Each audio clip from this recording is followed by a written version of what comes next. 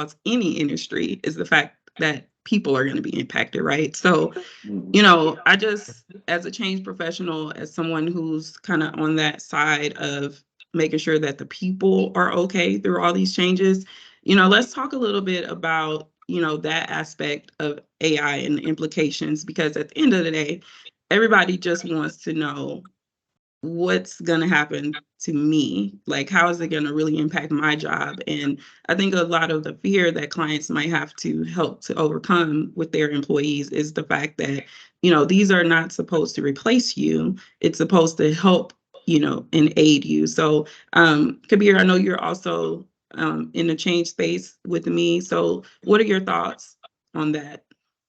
You're absolutely right, Charlene. AI at the end of the day is a tool. It's that people can use to work more efficiently, to make smarter and more informed decisions, and in general work smarter. Our clients are using AI out there to reduce a number of those labor-intensive manual tasks, so that people can focus on the more complex strategic work, right? So, and with predictive, especially with predictive AI coming out like ChatGPT, which can very easily turn a memo around for somebody, or an email, or put together a PowerPoint. People are using them in all different ways to reduce the manual work and to do the more creative thinking. And it's going to eventually allow people to be better problem solvers. And there's a Pew Research article that I just read recently that said 37% of American workers are highly excited by AI, and another 34% believe it's going to. They're excited, but slightly concerned, and the remainers are highly concerned, of course. But it shows that that folks have a pretty positive outlook of AI as a tool. I think, but that's not without its challenges, right? So, so some of the challenges that our clients face is this whole AI that's coming out. All these new tools. It's such a fast pace of change. There's so much coming out every day, and things are constantly changing at a much faster pace than before, and it's causing companies to adapt. Our clients have to look and see that do I have a culture? Is my company culture the type that will allow us to be rapidly to take on all this rapid technology that's coming on board? Are my folks culturally designed to be more like a tech company? Maybe that's rapidly evolving, or are we very set in our ways where we've done things a certain way and therefore don't like change very much? So that's causing clients to take a hard look at things, important things, soft things like culture. Does my client have do my employees have the right skill set, or do I have to upskill them in certain areas so so then they can be the workers of the future? And at the end of the day, it's all about trust. Do we trust the data we're receiving back, the information, what our AI tools are telling us in order to make our decisions? AI is not 100% accurate, as you've seen with some instances with ChatGPT giving wrong answers. In many cases, it's all based on the data that's going in.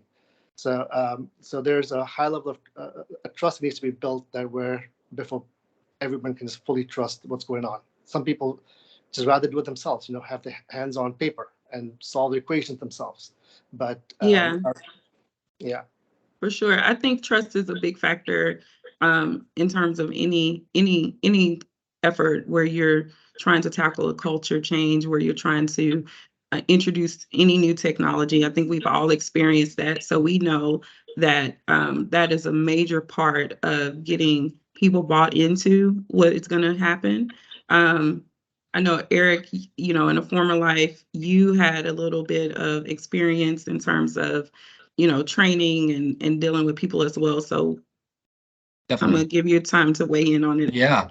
Well, I was just going to say, I mean, we talk about AI as this net new thing, but we've all experienced AI through some sort of virtual assistant or chat bot. So think about user experience. I would say the majority of us have probably had some tensions and frustrations at one point in time with a virtual assistant when talking to any institution. So while those are improving, you think about change management as a whole, and specifically training, the creative strategy component, AI is not there yet. I don't see it getting there, anytime soon. So that's when you think about the high level human touch component to make sure that whether it's a project or implementation, what have you, the overall experience and making sure it's a success is still going to be, the human component. But when you think about training, developing training plans is the human component, but the actual execution of, recordings, development of the course, or the actual recording of the course. There's a lot of repetitive, mundane components to training execution in terms of the actual content. So that's where I see, I don't think anyone would be sad if some of that went away and AI, led the charge there in terms of, the hours and days of content, development, what have you. But the strategy, the creativity, all of that is still very much on training professionals, change management professionals, to make sure that the overall end user experience is positive, or any challenges are mitigated, to overall be a success. Yeah, the human factor definitely plays a part in all of that.